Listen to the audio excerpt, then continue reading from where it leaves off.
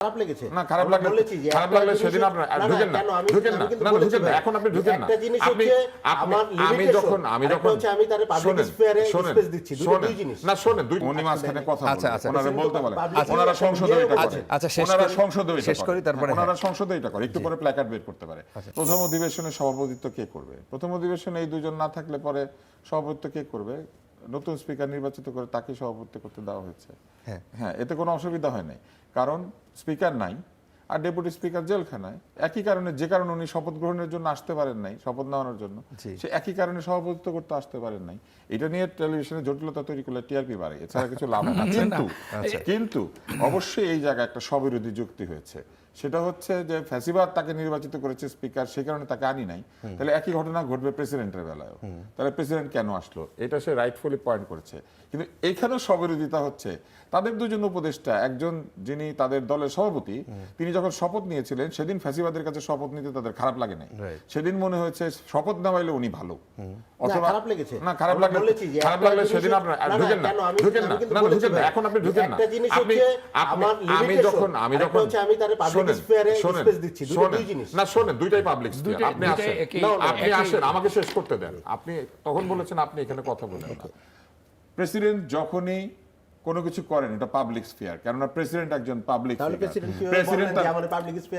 উনি মাঝখানে কথা ওনারা বলতে বলেন ওনারা সংসদে এটা করে ওনারা সংসদে শেষ করি তারপরে ওনারা সংসদে এটা করে একটু পরে প্ল্যাকার্ড বের করতে পারে।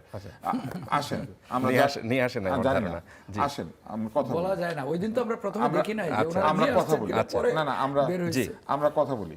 সেটা হচ্ছে যে উনি যখন শপথ গ্রহণ করিয়েছেন তখন ওনারা যেটা নিয়ে ব্যস্ত হয়েছিলেন সেটা হচ্ছে শপথের পিছনে বঙ্গবন্ধুর ছবি ঝুলবে নাকি ঝুলবে না, এটা নিয়ে তারা ব্যস্ত হয়েছিলেন। কিন্তু এটা তারা বলেন নাই যে আওয়ামী লীগের নির্বাচিত প্রেসিডেন্টের কাছে আমরা শপথ নিব না। ততক্ষণ পর্যন্ত উনি ভালো ছিলেন। 133টা অধ্যাদেশ জারি করা হয়েছে। ওই অধ্যাদেশগুলির মধ্যে যেহেতু অনেক ধরনের অধ্যাদেশ তাদের ইচ্ছা অনুযায়ী হয়েছে, প্রায় সবগুলাই, অতএব তারা সেখানেও বলেন নাই অবৈধ প্রেসিডেন্ট কেন অধ্যাদেশ সাইন করে। তার মধ্যে সবচেয়ে অধ্যাদেশ কোনটা? গণভোটের যে জুলাই আদেশ, সেটা কে সাইন করেছেন? প্রেসিডেন্ট। এই অবৈধ রাষ্ট্রপতি এত অবৈধ যে তাকে চেহারা পর্যন্ত তারা সহ্য করতে পারে না, কিন্তু সাইন করলে এটা সহ্য করে। ওই যে পঠিত হইলে ঠিক আছে, হ্যাঁ, না হলে ঠিক নাই। এইবার আছেন উনি ওখানে ঢুকেছেন জাতীয় সংগীতের সময়, ওনারা যে দাঁড়ান নাই, হান্নান মাসুদ বলেছেন যে তারা শুনতে পান নাই। আমি ওইটাকে ধরে নিচ্ছি, কারণ হান্নান মাসুদ তো একজন অত্যন্ত গুরুত্বপূর্ণ নেতা। কিন্তু আপনি এই জায়গাটা চিন্তা করে দেখেন, তার অভিশংসন তারা চায়। অভিশংসনের যে নিয়ম আছে সেই নিয়মের মধ্যে কোথায় আছে যে ওনার নির্বাচন পদ্ধতি নিয়ে আপত্তি থাকলে তাকে অভিশংসন করা যাবে? অভিশংসনের সুনির্দিষ্ট নিয়ম আছে কেন কাউকে অভিশংসন করা যায়। আর অভিশংসন করতে ইচ্ছা করলে 2/3 সংখ্যাগরিষ্ঠতা পেয়ে আপনারা এসে অভিশংসন করে দিতেন, ইমপিচ করতেন। কিন্তু ইমপিচমেন্টের সময় তো বলতে হবে ওনাকে কেন অভিশংসন করা হচ্ছে। এবার তারা ধন্যবাদ, শুরুতে দেখেন আমাকে একটা উত্তর দিয়েছিলেন, ধন্যবাদ প্রস্তাবের নিয়ে আমরা আলোচনা করব।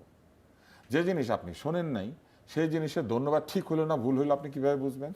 আমরা শুনি না, আমরা পড়েছি। তো পড়িয়া আমরা এই ধন্যবাদ প্রস্তাব নিয়ে আলোচনা করবো। তাহলে এটাও তো ওনারা পারেন, ধন্যবাদ প্রস্তাবে সরকার কি কি বলবে এটা ওনারা পড়বেন, শুনবেন না। ওনারা সংসদের বাইরে থাকলেন, পরে পড়ে টরে এসে উত্তর দিলেন।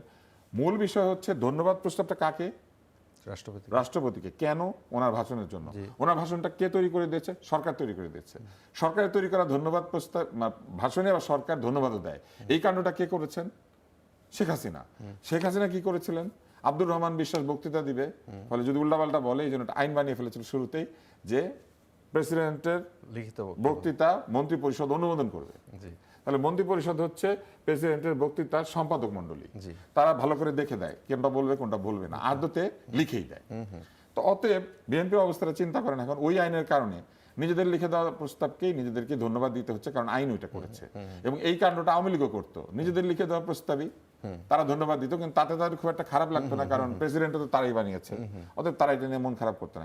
এখন আপনি অবস্থাটা দেখেন, এখন অবস্থা হচ্ছে প্রেসিডেন্ট রেখে গিয়েছেন শেখ হাসিনা এবং তার সরকার, কিন্তু প্রেসিডেন্ট সাংবিধানিকভাবে যা করা দরকার সবকিছুই করেছেন। উনি কিন্তু এখন এই বক্তৃতা দিয়েছেন সাংবিধানিক বাধ্যবাধকতার কারণে, আগেও যখন দিতেন তখন এটার কারণেই দিতেন, এবং তাকেই সাংবিধানিক বাধ্যবাধকতার কারণেই ওই শপথের সময় আনা হয়েছিল, রেফারেন্সের সময় আনা হয়েছিল। অন্তর্বর্তী সরকার কি করে তৈরি হলো?